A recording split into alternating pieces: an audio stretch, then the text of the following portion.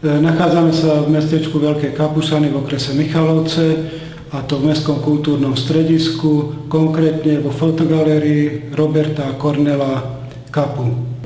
Táto fotogaléria reflektuje predovšetkým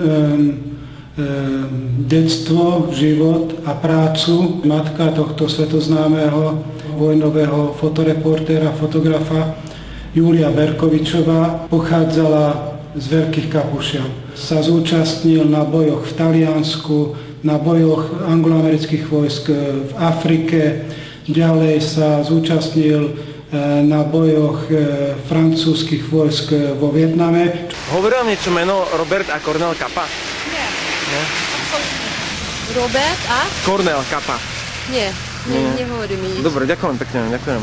Keďže som spomínal, že bol a priateľil sa s mnohými známymi osobnostiami, vidíme tu Ingrid Bergmanovú, ďalej Pabla Picassa, ďalej Steinbecka, ďalej je Ernst Hemingway a tu je už žiaľ tá posledná rozlúčka vo Vietname s nebohým Robertom Capom, ktorý nešťastným náhodou vstúpil na nastrašenú minu a táhu 25. mája 1954 v Vietname.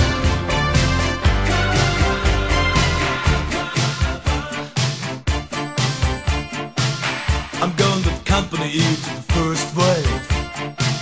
I moved to get a close-up. The first soldier of the opposite party stopped midway and cried, "Are these the shots you're waiting for? The shots of blood and pain are the ones you're waiting for.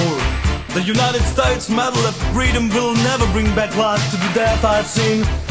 The goal of my life, I would like to be an unemployed war reporter."